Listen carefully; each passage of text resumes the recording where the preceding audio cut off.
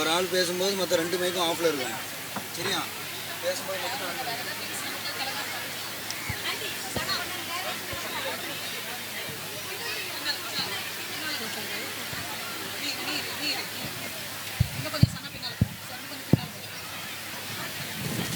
அஸ்ஸலாமு அலைக்கும் வரஹ்மத்துல்லாஹி வபரகாத்துஹு.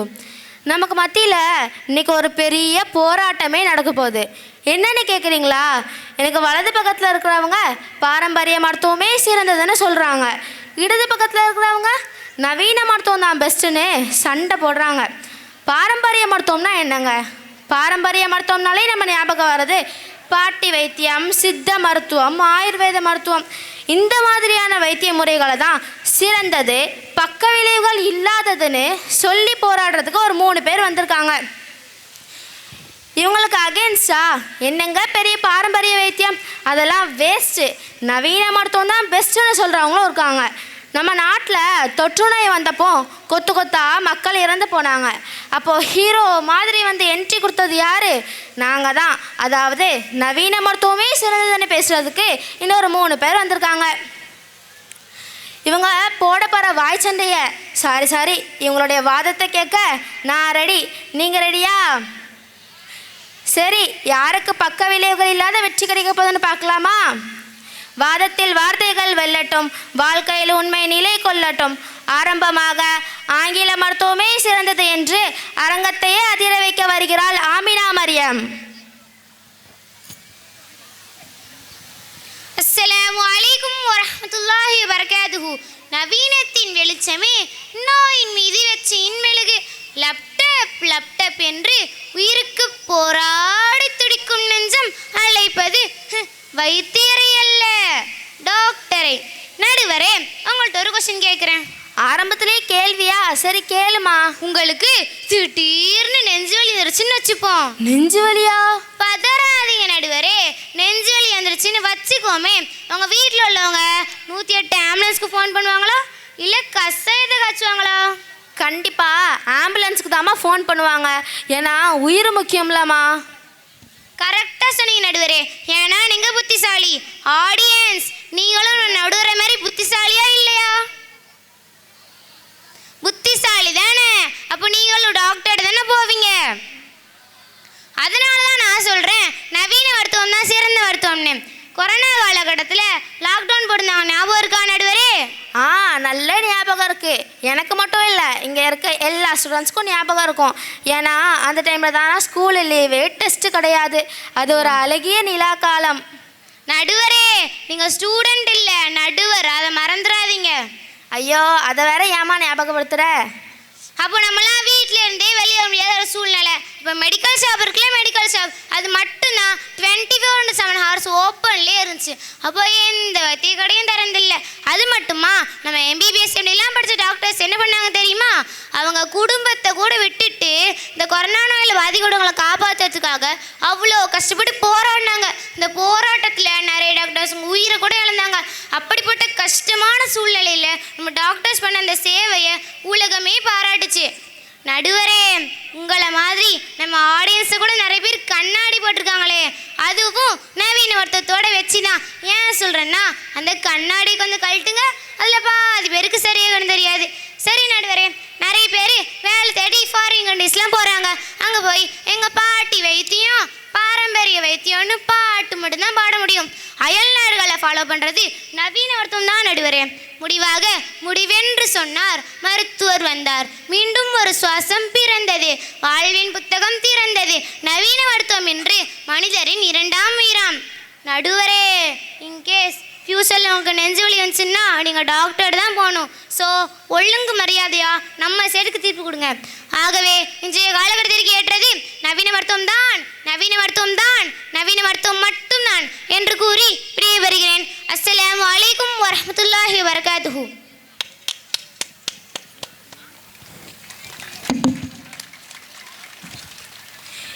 இவங்க நவீன மருத்துவத்தை பற்றி பேச வருவாங்கன்னு பார்த்தா இனி வந்து மிரட்டிட்டுல போகிறாங்க. சரி, இவங்களுக்கு எதிராக சரமாரியாக பதில் கொடுக்க பாரம்பரிய மருத்துவமே சிறந்ததுன்னு பேச வராங்க நவரச நாயகி ருத்தைஃபா.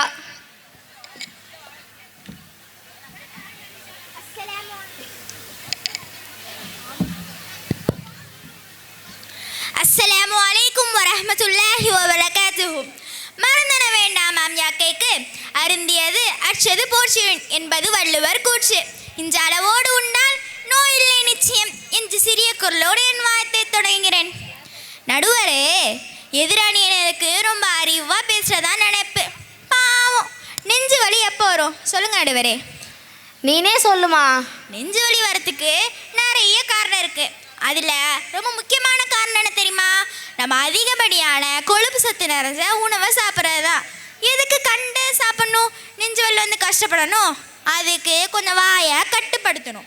வாயை கட்டுப்படுத்தாம கை வலிக்குது, கால் வலிக்குது, நெஞ்சு வலிக்குது அப்படின்னு சொல்றதுல எந்த ஒரு அர்த்தமும் இல்லை. வருமுன் காப்பதே சிறந்தது, வந்ததுக்கப்புறம் ஐயோ அம்மா அப்படின்னு சொல்றதுல எந்த ஒரு அர்த்தமும் இல்லை.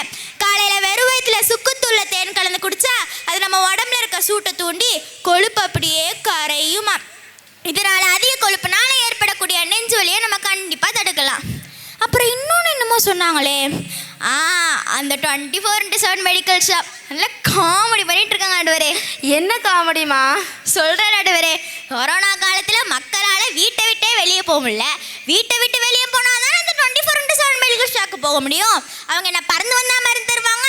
அவங்க என்ன சூப்பர்மேனா? கேளுங்க நடுவரே, கேளுங்க. இருமா, நீங்கள் என்ன சூப்பர்மேனா கேட்குறாங்கல்ல, சொல்லுங்க. இந்த மாநிலத்தில் தான் எங்கள் சித்த மருத்துவம் ரொம்ப உதவி பண்ணுச்சு. கபசுர குடிநீர், நிலவேம்பு கஷாயம், இது மூலமாக நிறைய மக்கள் குணமடைஞ்சாங்க. அப்புறம் நம்ம வீட்டில் டெய்லியும் யூஸ் பண்ணக்கூடிய மிளகு, சீரகம், ஓமம், சித்திரத்தை, இது மூலமாகவும் நிறைய குணம் கிடைச்சிது. நீங்கள் கடைக்கு போய் சானிடைசர்லாம் வேணும் அவசியம் இல்லை. நம்ம வீட்லேயே ஒரு சிறந்த சானிடைசர் இருக்குது. என்னன்னு சொல்லுங்க பார்ப்போம். ஆடியன்ஸ் நீங்கள் சொல்லுங்க பார்ப்போம். கேட்கல, சத்தமாக சொல்லுங்க.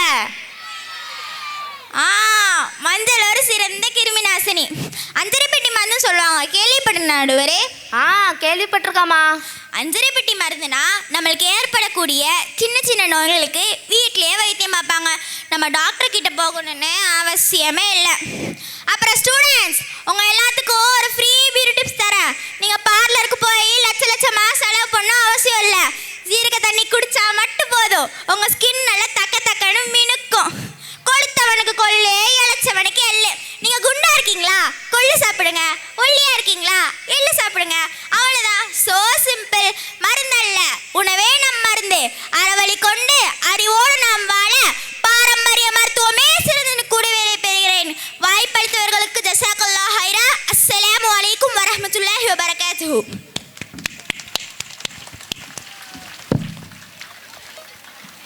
பாரம்பரிய மருத்துவம் பற்றி சிறப்பான தங்களுடைய கருத்துக்களை இறக்கி வச்சுட்டு டயட் வரைக்கும் நம்மளை யோசிக்க வச்சுட்டாங்க. சரி, இதுக்கு அதிரடி பேச்சாளர் ஆதிலா மரியம் என்ன சொல்ல வராங்கன்னு பார்க்கலாமா? வாங்க ஆதிலா மரியம். அஸ்ஸலாமு அலைக்கும் வரஹ்மத்துல்லாஹி வபரகாத்துஹு. அறிவின் வெளிச்சம், ஆய்வின் விளைவு, நோயை வென்று நிற்கும் நவீன மருத்துவம். ஸ்டூடெண்ட்ஸ், நீங்கள் சொல்லுங்கள், உங்களுக்கு திடீர்னுட்டு தலைவலி இல்லை ஃபீவர் வந்துட்டுனா உங்கள் அம்மா என்ன பண்ணுவாங்க? கசாயத்தை காய்ச்சி தருவாங்களா இல்லை பாராசிட்டமால் தருவாங்களா? ஏன் நம்ம எதிரணியில் இருக்காங்கல்ல, இதில் எத்தனை பேர் காய்ச்சல் வந்தால் கசாயம் குடிப்பாங்கன்னு நினைக்கிறீங்க? எல்லாம் ஃப்ராடு பசங்க. அவங்க கசாயத்தை குடிக்க மாட்டாங்க, டேப்லெட் தான் சாப்பிடுவாங்க. எப்பா இந்த கசாயத்தை குடிக்க முடியுமா? ஃபஸ்ட்டு ஒரு டேப்லெட்டை வாயில் போட்டோமா, தண்ணியை குடிச்சோமா, ஈஸியாக முடிஞ்சிடும். நீங்களே சொல்லுங்கப்பா, எத்தனை பேருக்கு கசாயம் குடிக்க பிடிக்கும்? எல்லாம் பொய். உங்கள் வீட்டில் வந்து பார்த்து தான் தெரியும். நீங்கள் காலைல எஞ்சோடனே கஞ்ச காய்ச்சல் குடிப்பீங்க இல்லை பூஸ்ட், டீ, காஃபி. இதுக்கு தாங்க சொல்கிறது, Boost is a secret of. ஒரு டேப்லெட் சாப்பிட்டா இன்ஸ்டன்ட் ரிலீஃப் கிடைக்கும். இங்கே நிறைய டீச்சர்ஸ் இருக்கீங்கன்னு நினைக்கிறேன். நாங்கள் படுத்துகிற பாலில் அவங்களுக்கு தலைவலியே வந்துடும். அந்த மாதிரி நேரத்தில் டீச்சர்ஸ் என்ன பண்ணுவாங்கன்னா, ஒரு டேப்லெட் சாப்பிட்டோமா, கிளாஸ் நடத்தினோமா, போனமா இருப்பாங்க. இல்லை அங்கே இருந்துட்டு இந்த சாப்பிட்டு 10 போடலை. நம்ம இருக்கக்கூடிய நவீனமான காலத்தில் நிறைய கொடூரமான நோய் பரவுது. அந்த நோயை அடக்கிறதுக்கு வலிமையான மருந்துகள் தேவைப்படுகிறது. ஸோ அந்த மாதிரி நேரத்தில் எங்கள் நவீன மருத்துவம் தாங்க உதவி செய்யுது. உங்கள் பாரம்பரிய மருத்துவத்தை வச்சு ஒன்றும் செய்ய முடியாது. ஸோ பாட்டி காலத்து மருத்துவம், பாரம்பரிய மருத்துவம் அப்படின்னு சொல்லாமல் இப்போ உள்ள ட்ரெண்டுக்கு மாறுங்க. அப்புறம் வேறு ருத்தீஃபா என்ன சொன்னாங்க? மஞ்சள். மஞ்சள் தண்ணியை பேக்கில் வச்சு எங்கேயும் கொண்டு போக முடியாது. ஆனால் சானிடைசரை பேக்கில் வச்சு எங்கே வேணால் கொண்டு போய்க்கலாம். அதனால் எதார்த்தத்தை புரிஞ்சுக்கோங்க, சும்மா சும்மா பேசாதீங்க. ஸோ ஆணித்தனமான என்னுடைய வாதம் என்னன்னா, நவீன மருத்துவமே சிறந்தது, தற்காலத்திற்கு ஏற்றது ஆங்கில மருத்துவமே. அறிவியலில் கரங்களில் உயிர் மீண்டும் மலரும், ஆங்கில மருந்து நோய்க்கு ஒரு வழி தணிக்கும் வரம். அறிவோடு யோசி, அழகான தீர்ப்பு நம்ம டீமுக்கு தருவீங்க நம்பி நான் விடை பெறுகிறேன். அஸ்ஸலாமு அலைக்கும் வரஹ்மத்துல்லாஹி வபரகாத்துஹு. கரெக்டாக சொன்னீங்க ஆதிலா மரியம். அதானே, எங்கே போனாலும் மஞ்சள் தண்ணியவா கொண்டு போக முடியும்? இன்டீசன்ட் ஃபெல்லோஸ், எப்போ பார்த்தாலும் மஞ்சள் தண்ணி மஞ்சள் பெயிண்ட்டுன்னு அப்படின்னு நான் சொல்லலை, ஆதிலா மரியம் சொல்கிறாங்க. இதுக்கு எதிரணியை நடுங்க வைக்கும் பேச்சாளர் நதீரா என்ன சொல்ல வராங்கன்னு பார்க்கலாமா?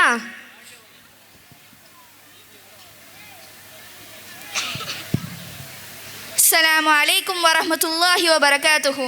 மின்னுவதெல்லாம் பொன்னல்ல, எதிரணியினர் சொல்வதெல்லாம் உண்மையல்ல. டீச்சர்ஸ், இவங்க சொல்கிற பொய்க்கு உங்களை வேற சப்போர்ட்டு கூப்பிடுறாங்க. நீங்கள் டீச்சர்ஸை சப்போர்ட்டு கூப்பிட்டா நாங்கள் பயந்துருவோமா? நீங்கள் சொல்கிற பொய்யெல்லாம் உண்மையாயிருமா? கிடையாது. இங்கே பெரும்பாலான டீச்சர்ஸ் நீங்கள் சொல்கிற மாதிரி ஒன்றும் டேப்லெட் யூஸ் பண்ணுறதில்ல. அதுக்கு பதிலாக அவங்க வீட்டில் இருந்தே நல்லா சுக்கு தட்டி போட்டு கருப்பட்டி காபி போட்டு கொண்டு வராங்க. அது அவங்க குடிக்கிறது மூலமாக அவங்க குரல் வளம் நல்லா அழகாக இருக்கிறதுக்கும் ரெஃப்ரெஷ்ஷாக இருக்கிறதுக்கும் யூஸ் பண்ணிக்கிறாங்க. இப்போ ஒரு பையன் ஆஃபீஸ் ரூமுக்கு போகிறான். பல்லு வலியா கிராம்பு கொடுக்குறாங்க, பூச்சிக்கடியா சுண்ணாம்பு தேய்ச்சி விடுறாங்க, வயிறு வலியா ஓம வாட்டர் கொடுக்குறாங்க. இவ்வளோ என்ன, உஹது போர் நடந்த சமயத்தில் நபி ஸல்லல்லாஹு அலைஹி வஸல்லம் அவர்களுடைய பல்லு உடைஞ்சி ரத்தம் நிற்காமல் வந்துக்கிட்டே இருந்துச்சு. அப்போ ஐஷா நாயகி அவர்கள் ஒரு காட்டன் துணியை எரித்து அந்த கறியை பல்லில் வைக்கிறது மூலமாக ரத்தம் நின்றுச்சு. பார்த்துக்கோங்க, நபி ஸல்லல்லாஹு அலைஹி வஸல்லம் அவர்களுடைய காலத்துலேயே நாட்டு மருந்தை தான் யூஸ் பண்ணியிருக்கிறாங்க. சுக்கு, மிளகு, திப்பிலி 3 பேர் வைத்தியர் என்பது பழமொழி. அகத்தியர் 1600 என்ற நூலில் மிளகின் மருத்துவ குணம் பற்றி விரிவாக குறிப்பிடப்பட்டது. அப்புறம் ஆதிலா மரியம் சொன்ன மாதிரி ஃபாஸ்டான உலகம், நவீன உலகம், ஃபாஸ்ட்டாக தீர்வு கிடச்சிரும்னு நினச்சிட்டு ஃபாஸ்ட்டாக மேலே பேசுறதுக்கான வழியை மட்டும்தான் பார்க்குறீங்க. டேப்லெட் சாப்பிட்றதுனால நம்ம உடல் உறுப்புகள் எல்லாம் பழுதடைந்து போகுது. இப்போ நம்மளுக்கு சாதாரண காய்ச்சல் தலைவலின்னு ஏதாவது ஹாஸ்பிட்டல் போயிட்டோன்னு வச்சுக்கோங்க, அவ்வளோதான் 1000 ரூபா செலவு வந்துடும். நான் கூட சும்மா தலைவலி காய்ச்சல் தாம்மா ஹாஸ்பிட்டலுக்கு போனேன், அதுக்கே 500 ரூபாய்க்கு மேலே பில்லை போட்டாங்கம்மா. ஆமாம் நடுவரே, அது ஒரு கொள்ளை அடிக்கிற கூட்டம். அரை வயிறு சாப்பாடு 1000 நோய்களுக்கு மருந்து அப்படின்னு ஒரு பழமொழி இருக்குது. நீங்கள் ஹெல்த்தியாக இருக்கணும்னு நினச்சிங்க அப்படின்னா முதல்ல உங்கள் வாயை கட்டுப்படுத்துங்க. வாயை கட்டுப்படுத்துறதை பற்றி நீனாமா சொல்கிற நதீரா? கிண்டல் பண்ணாதீங்க நடுவரே. மிகினும் குறையினும் நோய் செய்யும் நூலோர் வழி முதலா எண்ணிய 3 வாதம், பித்தம், கபம் என்பது வள்ளுவரின் வாக்கு. எனவே பாரம்பரிய மருத்துவமே சிறந்தது என்று கூறி விடைபெறுகிறேன். வாய்ப்பளித்தவர்களுக்கு ஜஸாக்கல்லாஹ் ஹைர். அஸ்ஸலாமு அலைக்கும் வரஹ்மத்துல்லாஹி வபரகாத்துஹு. சூப்பர், என்ன ஒரு அருமையான பேச்சு. சரி, நதீராவுடைய வாதங்களுக்கு எதிர்ப்பு தெரிவிக்க நவீன மருத்துவமே சிறந்ததுன்னு பேச வராங்க நம் நெல்லையின் முல்லை முஜாஹிதா. அஸ்ஸலாமு அலைக்கும் வரஹ்மத்துல்லாஹி வபரகாத்துஹு. மூலிகை உண்டு மூச்சு வாங்கும் காலம் போயிடுச்சு. வானத்தில் ட்ரோன் வச்சு மருந்து தரும் காலம் வந்திருக்கு. எதிரணியோட வாதம் சூப்பராக தாங்க இருக்கு, ஆனால் அதில் ஒரு சொல்யூஷன் தான் இல்லை. ஃபர்ஸ்ட் நீங்கள் என்ன சொன்னீங்க? நோய் வராமல் வாழணும்னு சொன்னீங்க. சூப்பருங்க. ஆனால் எனக்கு ஒரு சின்ன டவுட்டு, நீங்கள் சுத்தமான சாப்பாடு தான் சாப்பிட்றீங்களா? ஆடியன்ஸ் நீங்கள் சொல்லுங்கள், சுத்தமான சாப்பாடு தான் சாப்பிட்றீங்களா? என்னம்மா இப்படி கேட்குற? நாங்கள் எல்லாருமே சுத்தமான சாப்பாடு தான் சாப்பிட்றோம். கண்டிப்பாக கிடையாது நடுவரே. பசுமை பசுமைன்னு பேசுகிறாங்களே, முதல்ல பசும்பால் கடையில் கிடைக்குமா? பசும்பால் கடையில் கிடைக்காது தான், ஆனால் பாக்கெட் பால் கடையில் கிடைக்கும்ல. பசும்பால் கடையில் கிடைக்காது தானே. பொல்யூஷன் நிறைஞ்ச அட்மாஸ்பியர், ஜங்க் ஃபுட்ஸ், இப்படி ஒரு காலத்தில் தான் நம்ம வாழ்ந்துட்டு இருக்கோம். இந்த காலத்தில் வரக்கூடிய நோய்களுக்கு எங்கள் ஆங்கில மருத்துவம் தாங்க ஒரே தீர்வு. ஆங்கில மருத்துவம் நோய்களோட எதிரி, நம்ம உயிரோட காவலன். இப்போம்லாம் பிறந்த குழந்தைக்கு கூட வேக்சின் போட்டு தாங்க பாதுகாக்கிறோம். அந்த குழந்தைய பார்க்க வர ரிலேட்டிவ்ஸும் என்னம்மா குழந்தைக்கு தடுப்பூசி போட்டாச்சான்னு தான் கேட்குறாங்க. யாரும் நாட்டு மருந்துக்கு அரைச்சி ஊற்றியாச்சான்னு கேட்குறதில்ல. அப்புறம் என்ன சொன்னாங்க? தலைவலினா ஸ்கேன் எடுக்கிறோம், வயிறு வலினா ஸ்கேன் எடுக்கிறோம். அப்படி இல்லைங்க. தலைவலின்னு வந்தால் உங்களுக்கு கண்ணு நல்லா தெரியுதா, போர்டை கிளியராக பார்க்க முடியுதா, அதுக்கான அடிப்படையான விஷயத்தை கேட்டுட்டு அதில் எதுவும் இல்லைன்னா மட்டும்தான் நாங்கள் ஸ்கேன் எடுக்கிறோம். வயிறு வலின்னு வந்தாலும் அப்படித்தான். சும்மா பொத்தம் பொதுவாக எதுக்கு எடுத்தாலும் ஸ்கேன் எடுப்பாங்கன்னு ஒரு தப்பான போர்வையை நீங்கள் எங்கள் மேலே போத்தாதீங்க. மேலப்பாளையத்தில் மனிதம்னு ஒரு கிளினிக் இருக்குது. யாருக்கெல்லாம் தெரியும்? நடுவரே, உங்களுக்கு தெரியுமா? தெரியுமா, நான் கூட அங்கே நிறைய வாட்டி போயிருக்கேன். அந்த கிளினிக்கில் டாக்டர் ஃபீஸ் எவ்வளோ தெரியுமா? வெறும் 10 ரூபா தான். வெறும் 10 ரூபா தான். என்னவோ டாக்டர்ஸ்னாலே கொள்ளையடிக்கிறாங்கன்னு சொல்கிறீங்க. சில டாக்டர்ஸ் தாங்க மருத்துவத்தை தொழிலாக பார்க்குறாங்க. ஆனால் எல்லாரும் அப்படி இல்லை. இங்கே இருக்க நிறைய பேர் ஸ்போர்ட்ஸ் டே அன்னைக்கு ரன்னிங் ரேஸ் ஓடிட்டுருக்கீங்க. கால் ஸ்லிப்பாகி கீழே விழுந்துட்டிங்கன்னா பக்கத்தில் இருக்க வாலண்டியர்ஸ் வந்து மஞ்சள் தேயுமா, மாவு கட்டு போடுமா அப்படின்னா சொல்லுவாங்க. கிடையாது, பெயின் கில்லர் ஸ்ப்ரே எடுத்து ஸ்ப்ரே பண்ணுவாங்க. ஸ்ப்ரே பண்ணோன்னே ஒரு இன்ஸ்டன்ட் ரிலீஃப் கிடைக்கும். இந்த மாதிரியான இன்ஸ்டன்ட் ரிலீஃபும் எங்கள் ஆங்கில மருத்துவத்துலேருந்து மட்டும்தாங்க கிடைக்குது. இப்போம்லாம் உறுப்பு மாற்றும் சிகிச்சை எல்லா இடத்துலையும் ரொம்ப சுலபமாக நடக்குது. வெளிநாட்டிலேருந்து கூட நம்ம நாட்டுக்கு வந்து உறுப்பு மாற்றிட்டு குடும்பத்தோடு சந்தோஷமாக போகிறாங்க. இதுக்கெல்லாம் காரணமும் எங்கள் ஆங்கில மருத்துவம் தான். தமிழ் மருத்துவம் நம் பாரம்பரிய மருத்துவமாகும். ஆனால் நம் வாழ்வை காக்கும் தொழில்நுட்பம் ஆங்கில மருத்துவமே. மரபோடு முந்திக் கொண்டு நிற்கக்கூடாது. ஆகவே ஆங்கில மருத்துவமே சிறந்த மருத்துவம் என்று கூறி விடைபெறுகிறேன். அஸ்ஸலாமு அலைக்கும் வரஹ்மத்துல்லாஹி வபரகாத்துஹு. இவ்வளோ நேரம் எல்லாருடைய கருத்துக்களையும் உள்வாங்கிட்டு எப்பண்டா நவீன மருத்துவத்திற்கு எதிர்ப்பு தெரிவிப்போன்னு ஆவலோடு காத்துட்டு இருக்காங்க சனா. வாங்க சனா.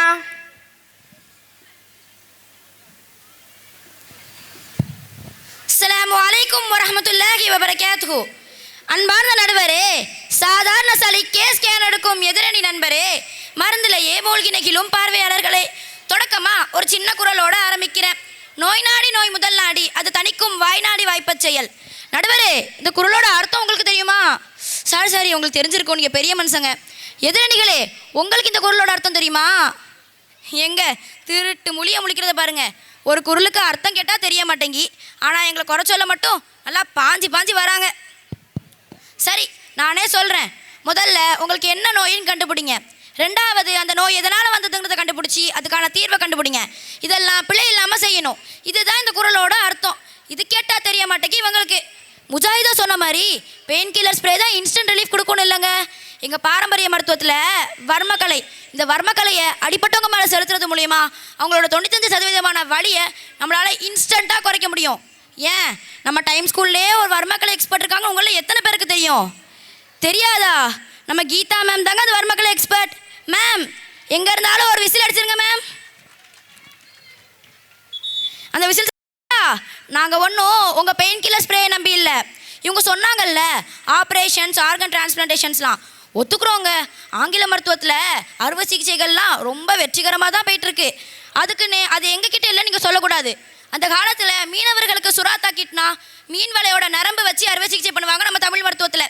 இது பற்றின டீட்டெயில்ஸ் உங்கள் 7th சிலபஸ் தமிழ் சமச்சீர் புக்கில் இருக்குது. ஆடியன்ஸ், இப்போ இருக்கக்கூடிய நிறைய பெண்களுக்கு தைராய்டு டிசீஸ் இருக்குது. அதிக நேரம் நிற்கிறவங்களுக்கு வெரிகோசிஸ் வெயின்ஸ் இருக்குது. இதுக்கெல்லாம் ஆங்கில மருத்துவ சைட் தீர்வே கிடையாதுங்க. ஆனால் நம்ம பாரம்பரிய மருத்துவ சைட் இது எல்லாத்துக்கும் தீர்வு இருக்குங்க. இதனுடைய தீர்வு பற்றி தேரியர்வாத சிந்தாமணிங்கிற நூலில் பதிவு செய்யப்பட்டிருக்கு.